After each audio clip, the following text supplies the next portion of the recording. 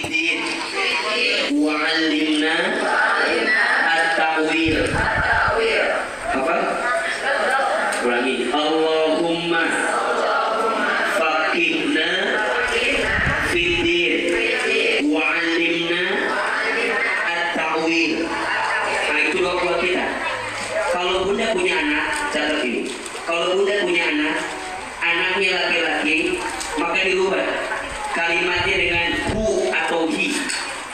Allahumma faqihhu fiddin wa 'allimhu at-ta'wil.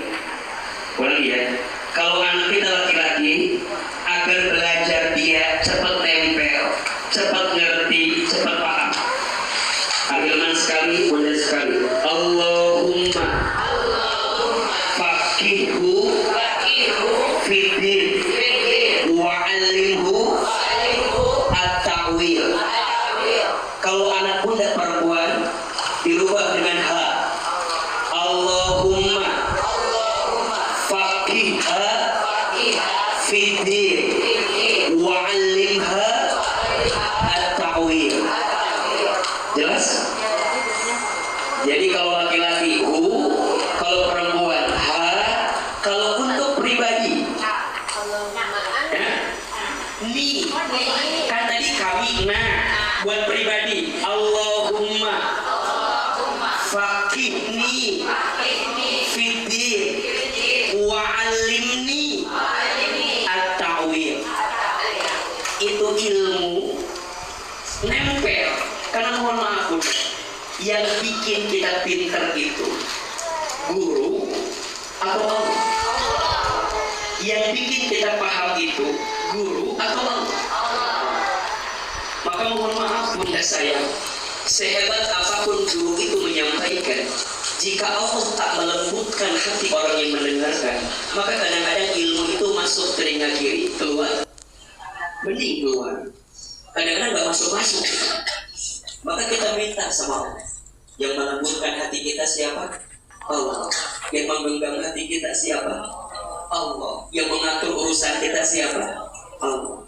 Maka izin ya, berkali-kali Ahilman sampaikan, bunda sayang, teteh sayang, jangan sampai selepas bunda ngaji, bunda merasa lebih baik daripada orang yang tidak mengaji. Jangan sampai selepas bunda taklim, bunda teh merasa bahwa bunda yang taklim itu merasa lebih baik dibanding yang tidak taklim. Mohon maaf. Ingat, ilmu agama itu bukan untuk menjadikan kita jadi sombong dengan ilmu, tapi ilmu agama itu untuk menjadikan kita makin meningkat imannya di hadapan Allah Subhanahu wa Ta'ala. Makin merunduk, makin merasa kalau kita nggak tahu apa-apa, makin merasa begitu luar biasa ya samudra lautan ilmu Allah itu ya. Makin diselami, makin kita nggak tahu apa-apa, maka udah hilang kesombongan ya. Gak sibuk sama aib orang. Kan kita mah kadang-kadang izin ya, bukan yang di sini, yang di sana. Yang di sini mah insya Allah enggak jauh beda itu biasa. Karena kita mah ya, punten ya, kadang-kadang suka ngerasa begitu ya. Suka ngerasa bahwa kalau habis ngaji kita ngerasa tahu apa-apa, padahal mah kita tidak tahu apa. Jadi bunda jangan ngerasa juga pas kita tahu. Dan ingat ya, ilmu yang kita dapatkan itu bukan untuk menjadi kesalahan orang. Kan mohon maaf, kita sering begitu. Kita tahu ilmunya, ternyata orang tuh lagi ketiban sesuatu, kita bilang begini, tuh kan, kata Ustadz aku juga, kamu teh dipuji loba dosa, kamu teh banyak dosa, kamu teh. Padahal itu teh ilmunya buat kita. Kenapa kita jadi peluru buat nembak orang lain? Betul? Kan jadi gagal. Makanya sering juga Ahilman sampaikan, jangan merasa soleh harus merasa salah.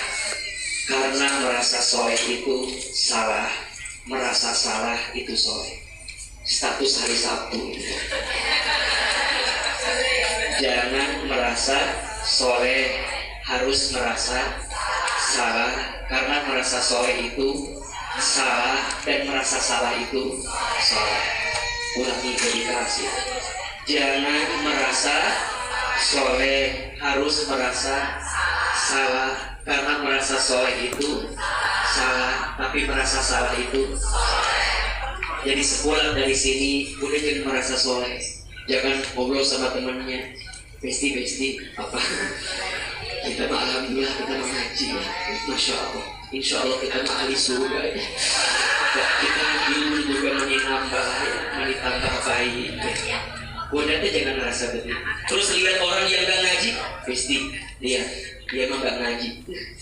Dia mah ya, kalau diajak ngaji banyak alasan. Tapi senang jumpa, semangat dia. Dia susah dia sama orang. Terus udah deh dengan enaknya ngomong kayak gitu, punten, mohon maaf. Jangan-jangan orang yang gak ngaji itu punya amalan tersembunyi yang lebih berkualitas dibanding kita. Betul? Dibanding kita yang kelihatannya casingnya keren, padahal dalamnya rapuh karena ada kehampaan dalam dirinya dengan apa yang dia lakukan. Kok bisa begitu ya A'a? Nah ini, dia hanya ngejar pintar, tapi nggak ngejar paham. Kalau Bunda sekedar ngejar pintar, mohon izin, Google, YouTube lebih pintar dibanding kita. Betul? Tapi kalau Bunda ngejar paham, Bunda akan memahami untuk apa ini semua. Jawabannya untuk bisa makin dekat sama siapa? Allah. Makin malu sama Allah, makin takut sama Allah, makin hari-harinya diisi untuk mendekat sama siapa? Allah. So, kita baca doanya ya. Yang pertama, doa agar dapat apa? Ridho dan surganya Allah. Nah, doa yang kedua agar kita diberikan pemahaman dalam urusan ilmu. Bismillahirrahmanirrahim. Allahumma inna nas'aluka ridhoka wal jannah wa na'udzu bika min sakhatika wan nar. Doa yang kedua agar diberikan pemahaman dalam ilmu. Allahumma faqihna fiddin wa'allimna at-taqwiyah. Bisa diamalkan? Bisa diamalkan? Insya Allah. Baik, Bunda sekalian, siang ini kita akan lanjutkan tema kita terkait tema keluarga atau rumah tangga. Dan hari ini kita akan masuk tema terkait dengan hubungan orang tua dengan anak. Judul kajian kita adalah cara Al-Quran mendidik anak. Cara Al-Quran mendidik Bunda saya, teteh saya, di antara nikmat terbesar yang Allah anugerahkan untuk keluarga, yakni hadirnya keturunan. Betul atau tidak keturunan? Setuju? Dan setiap kita mengejar itu. Bahkan kalau ada orang yang nikah, kemudian selang berapa lama, pasti yang ditanya udah diisi apa belum? Betul? Udah setahun 2 tahun yang ditanya berapa anaknya. Jarang ada yang nanya berapa rumahnya. Jarang ada yang nanya berapa mobilnya. Yang ditanya biasanya berapa anaknya. Berarti anak itu anugerah atau bukan? Nikmat atau bukan? Dan ini mohon maaf ya, sekaligus menjawab. Karena kemarin ada pemahaman yang perlu saya luruskan. Ada pemahaman yang mohon izin Bunda mungkin pernah dengar. Ada yang namanya free child. Jadi ada orang yang udah nikah tapi gak mau punya anak. Padahal anak itu adalah anugerah nikmat rezeki yang Allah hadirkan untuk keluarga. Betul? Berarti mohon maaf, kalau ada orang yang menentang ya, bukan menunda punya anak ya. Kalau menunda ada alasan. Tapi ini menentang untuk tidak punya anak. Mohon maaf. Kalau menentang tidak punya anak, berarti dia menentang fitrah Allah yang dihadirkan dalam hidupnya. Setuju? Tapi kalau menunda, boleh, karena ada alasan. Tapi kalau menentang, nggak mau punya anak, takut A, B, C, dan seterusnya, berarti dia menentang fitrah yang Allah hadirkan. Karena yang namanya rumah tangga, yang namanya keluarga, di antara tujuannya agar kita memiliki apa? Keturunan. Yang keturunan itu mudah-mudahan jadi kebaikan dalam kehidupan kita. Itu poinnya. Pertanyaannya, Ustaz, kalau ada keluarga, rumah tangga, yang kemudian oleh Allah diizinkan punya anak, ingat ya, yang mengizinkan punya anak itu siapa? Allah. Termasuk ini menegaskan untuk siapapun kita yang hari ini telah menikah tapi belum memiliki keturunan, jangan marah dengan keadaan. Karena yang menentukan orang itu punya anak atau tidak siapa? Allah yang nitipin, Allah yang mengamanahkan. Khawatirnya kita ngerasa ujungnya kita menolak daripada takdir yang Allah berikan. Maka tadi saya sampaikan, jika ada keluarga yang diizinkan oleh Allah punya anak, punya keturunan, yang harus dipahami, hadirnya anak ini adalah pemberian dari siapa? Allah.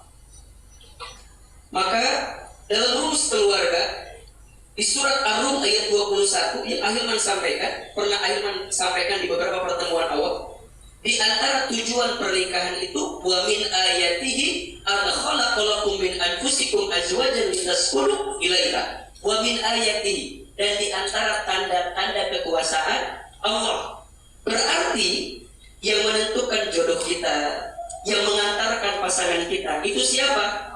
Allah. Karena yang menentukannya adalah Allah.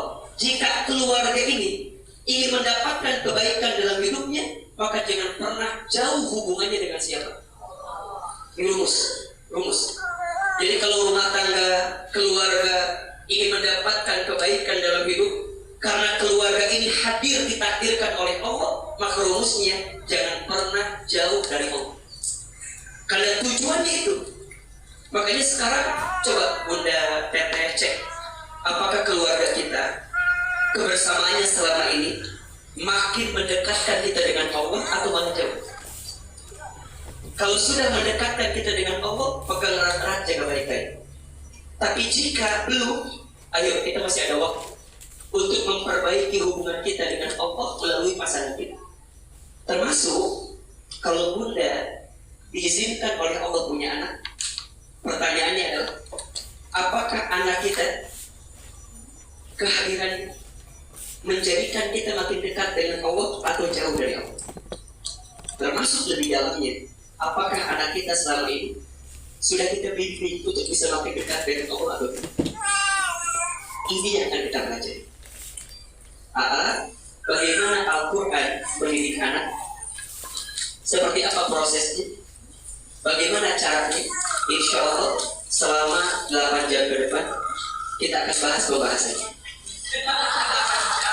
Siap? Siap? Sampai jam berapa kajian kita? Gak bosan ibu, aman ya? Gak bosan? Gak capek? Yang capek siapa? Tolong paham. Baik, yang pertama kita bahas dulu bagaimana status anak dalam Al-Quran. Ternyata Bunda saya ada 4 status. Ada berapa? Ada 4 status anak yang akan tumbuh dalam kehidupan kita menurut Al-Quran. Jadi ketika kita diizinkan punya anak, seiring berjalannya waktu, maka anak itu nanti akan hadir dengan 4 status ini. Oke, yang pertama, seorang anak untuk keluarganya, untuk orang tuanya bisa menjadi zinatun. Apa itu zinatun? Perhiasan. Apa? Perhiasan.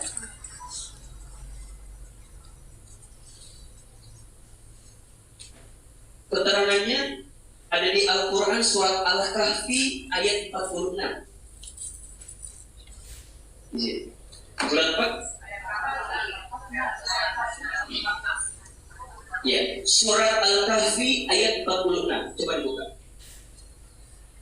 Quran surat ke-18 ayat 46.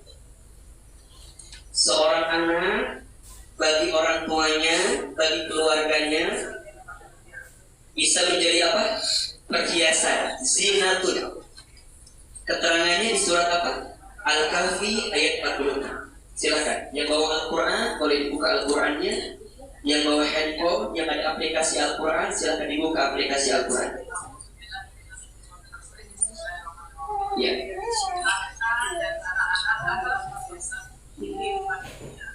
Tetapi amal kebajikan yang terus menerus adalah lebih baik pahalanya di sisi Allah. Serta lebih baik menjadi harapan. Masya. Ada yang ketemu ya? Ketemu ya? Baik.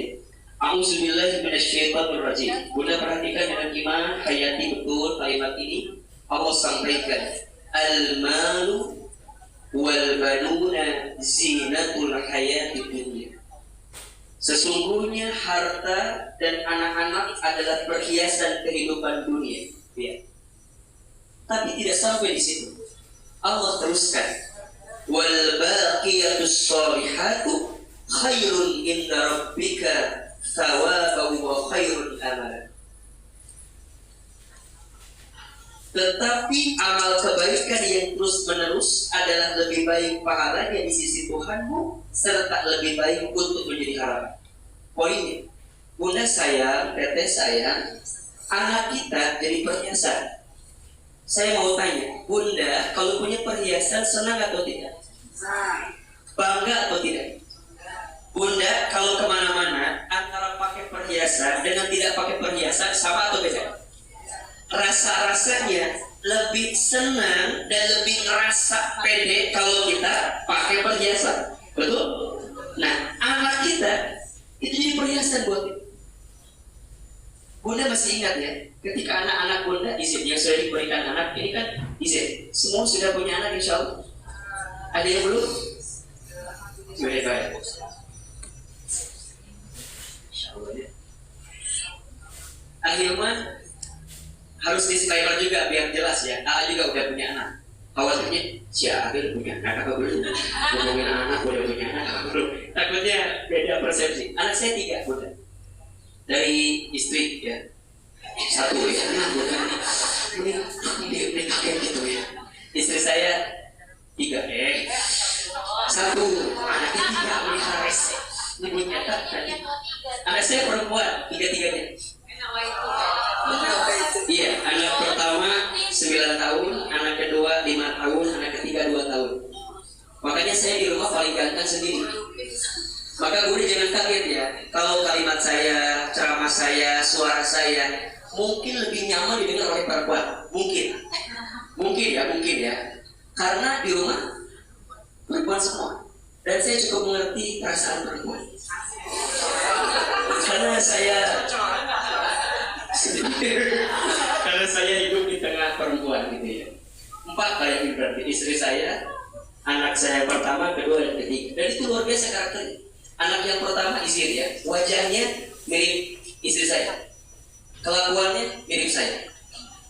Anak yang kedua, wajahnya saya, kelakuan istri saya. Yang ketiga lebih parah, wajahnya saya, kelakuannya saya. Udah kelihatan seperti apa kelakuan saya kan? Jadi luar biasa. Makanya mohon maaf kalau ada yang nanya, kalau bicara anak itu menurut saya nggak ada senior. Karena masing-masing anak itu punya karakternya masing-masing. Betul nggak sih? Kita nggak bisa bilang, kamu mah anaknya masih 1 kan? 1 juga itu karakternya beda. Ya, anak balita, anak remaja, anak udah punya mantu, sama atau beda? Mungkin Bunda lebih senior dibanding saya kan? Ada wajah kelihatan. Ya, ada. Bukan tua, itu sepuh ya. Nggak sepuh, dewasa lah gitu. Ya, tapi lebih keras mah tua. Ini kan wajah-wajah udah pasti. Nah, ternyata Bunda, anak itu jadi apa? Perhiasan. Saya waktu pertama kali punya anak, seneng nggak? Itu kemana-mana izin ya, dikit-dikit divideoin, betul nggak? Anak kita baru ngerangkak dikit divideoin, bisa berdiri kemudian divideoin, lari divideoin, seneng banget, betul? Kita ketemu sama siapapun yang diceritain siapa? Anak, kemana-mana. Ustaz, alhamdulillah anak saya mah ranking 3, masya Allah. Dari berapa orang? 3 orang. Tapi dia tetap bangga aja. Dan buat kita mah anaknya perhiasan, betul? Maka anak bisa berpotensi jadi perhiasan. Tapi ingat, anak tidak bisa bimsalabim prok jadi apa langsung jadi perhiasan. Ternyata yang jadi perhiasan itu bukan keadaan anaknya, tapi yang jadi perhiasan adalah amal apa yang kita hadirkan terhadap anak sehingga anak itu akan menjadi perhiasan buat kita. Jelas? Maka tadi kalimat selanjutnya wal baqiyatus sholihah kan gitu. Dan amal yang soleh, kebaikan yang soleh itu akan mengantarkan kebaikan juga untuk dirinya nanti di akhirat. Maka yang pertama, izin seorang anak punya status jadi apa? Perhiasan bagi orang tua. Ada kebanggaan. Dan itu adalah fitrah yang Allah tanamkan bagi kita orang tua.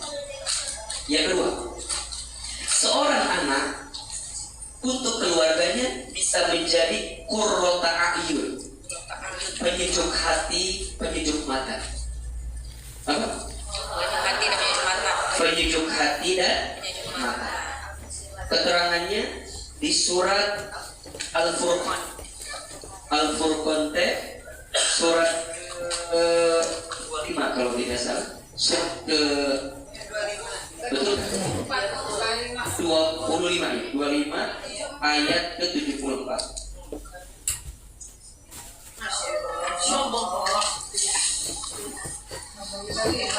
Surat apa? Al-Furqan ayat 74. Di sini Bunda ada doa ini sebenarnya.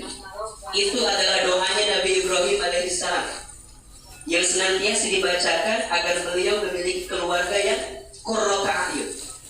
Rabbana hab lana min azwajina wa dhurriyyatina qurrata a'yun waj'alna lil muttaqina imama.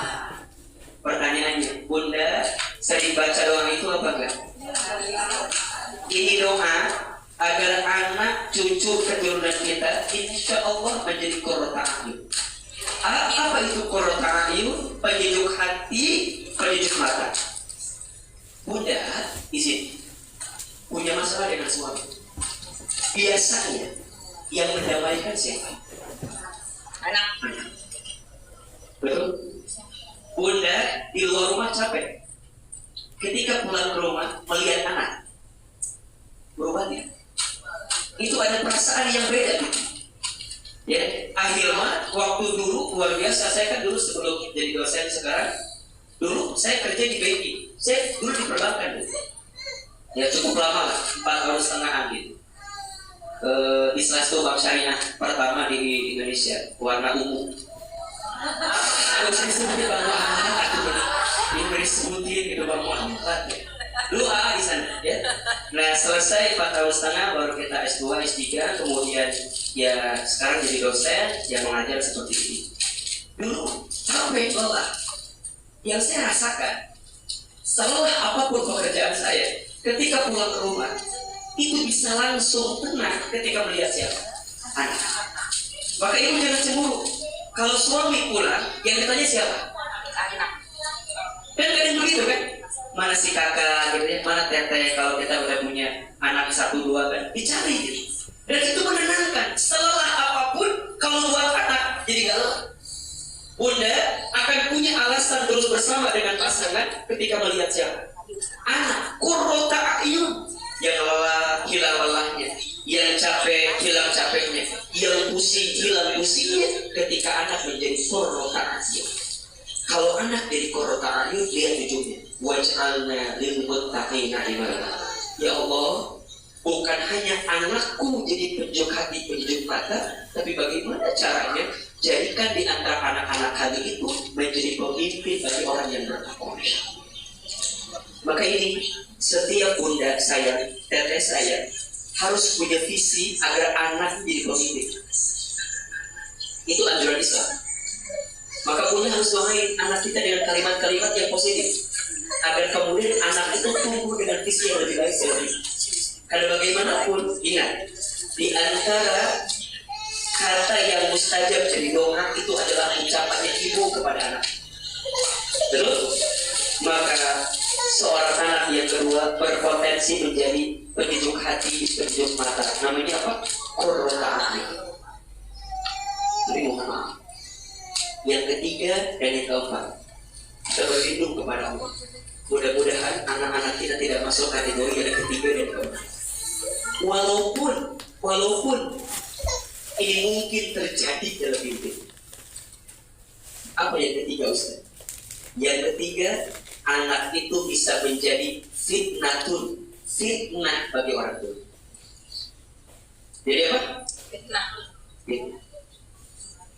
Yang pertama jadi zinatun, yang kedua jadi qurratu a'yunun, yang ketiga jadi fitnah bagi orang tua. Keterangannya di surat At-Taghabun. Surat apa? Surat At-Taghabun ayat 15.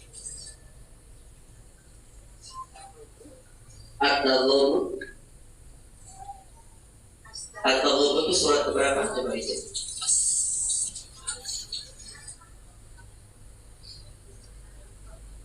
Surat ke-64 ayat 15.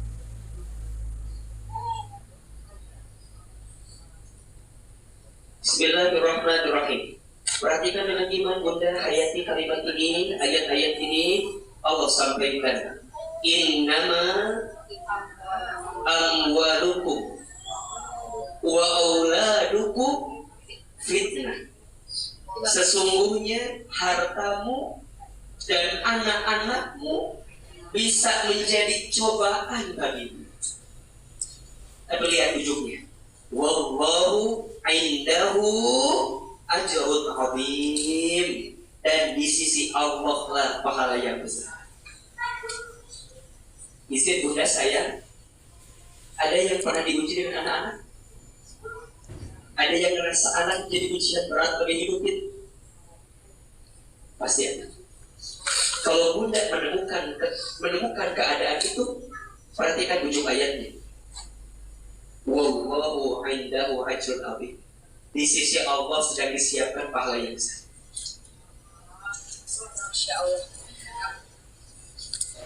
Tapi tidak sedikit orang yang ketika dipuji dengan anaknya menyalahkan Allah dengan segala ketentuannya. Ada yang begitu. Kenapa sih Ustaz? Allah tuh gak adil sama saya. Kenapa sih Ustaz?